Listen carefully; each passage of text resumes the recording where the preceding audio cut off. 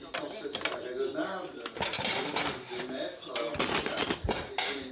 et les mains en font le pas.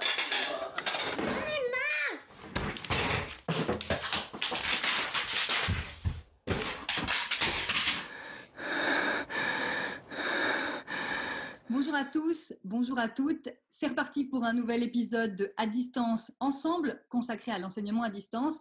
Et nous, on espère que vous avez autant de plaisir à les regarder qu'on a à les préparer. Et aujourd'hui, on va parler d'un thème assez spécial. On parle souvent des émotions dites désagréables ou négatives, comme la colère ou la tristesse ou la peur, aussi de leurs fonctions et comment on doit les gérer.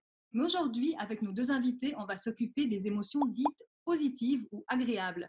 Adeline de Riva, bonjour. Bonjour. Sophie Terretta, bonjour. Bonjour. Je vais commencer avec vous, Adeline de Riva.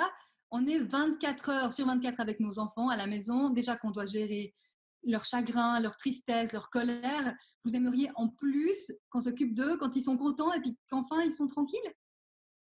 Alors, je ne sais pas si c'est ce qu'on aimerait, mais en tout cas, ce qu'on sait, c'est que les émotions, qu'elles soient agréables ou désagréables, elles sont de toute façon utiles. Ça veut dire qu'elles nous donnent des informations sur notre état actuel. Je vais vous donner la parole à vous, Sophie. Ça peut aussi servir en temps de crise d'avoir des émotions positives. Oui, bien sûr. Il y a en ce moment des enfants qui sont plutôt contents de plus avoir à subir l'école traditionnelle, mais il y en a aussi qui sont attristés ou inquiets peut-être pour leurs proches, d'autres qui se mettent en colère au moment de devoir faire leurs tâches à la maison. Donc en bref, les circonstances, elles jouent beaucoup sur nos émotions. Vous nous expliquez donc que les émotions positives, ça peut servir en temps de crise. Donc maintenant, concrètement, on fait comment? On est les parents à la maison, on aimerait booster ces émotions positives, on fait quoi? Oui, alors la première chose qu'on peut faire, c'est d'utiliser ce qu'on appelle le thermomètre des émotions. Il s'agit simplement de demander à l'enfant, pardon, où est-ce qu'il se situe sur ce thermomètre. Plus il va se situer sur le haut, plus il va faire référence à une émotion agréable. Plus il se situe sur le bas du thermomètre à une émotion désagréable, ça permet à l'enfant de prendre conscience de ses émotions.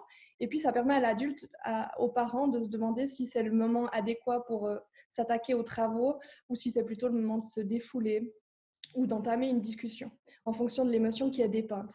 En fait, ici, il s'agit d'adapter l'activité à l'émotion. Les émotions agréables et désagréables, comme elle a dit Adeline, elles sont toutes utiles puisqu'elles servent en fait à orienter notre comportement. Adeline, vous parlez justement de ces émotions positives. Comment est-ce qu'on peut faire à la maison facilement pour les travailler? Alors, il y a plusieurs moyens. Peut-être que la première idée, je dirais la plus simple, ce serait de rire ensemble.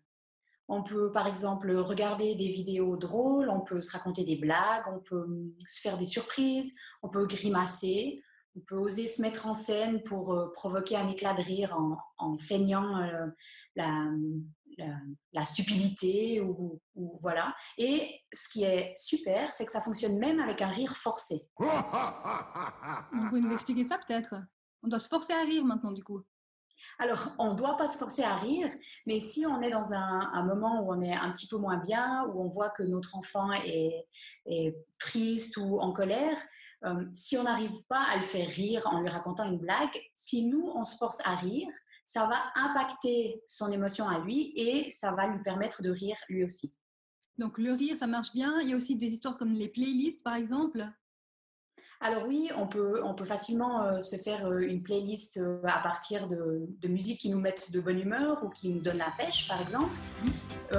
Et puis, peut-être qu'il ne faudrait pas oublier, on parle ici d'émotions agréables, mais en cas d'émotions désagréables, ça peut aussi être intéressant de se créer une playlist pour simplement vivre sa tristesse comme elle est, l'accepter et puis pouvoir passer à autre chose après. Donc l'idée, c'est vraiment de pouvoir sortir cette émotion d'une façon ou d'une autre avec un thermomètre, avec de la musique, avec de la gestuelle. Exactement. Il y a plusieurs autres choses qu'on pourrait faire facilement à la maison. Ça pourrait être prendre un livre, une lecture qui fait du bien. Il y en a pour tous les goûts, pour tous les âges. Et ça permet aussi justement de passer un moment en famille. Il y a plusieurs ouvrages qui peuvent être intéressants. Par exemple, on peut penser à un livre qui s'appelle Le Tour du monde du bonheur, qui explique dans chaque culture un peu comment on atteint le bonheur. ou bien des petits livres assez sympas pour les enfants d'un auteur qui s'appelle Philippe Delerme, et puis qui présente en fait les petits bonheurs du quotidien.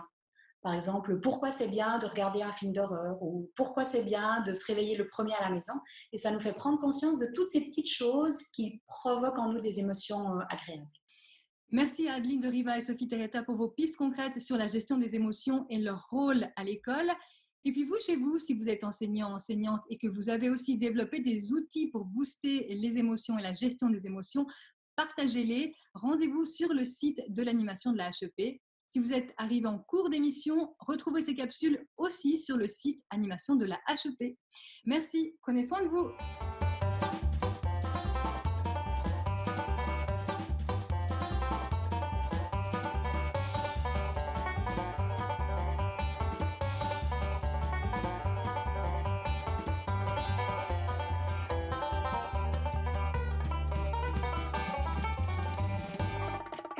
Un petit défi, ça te dit?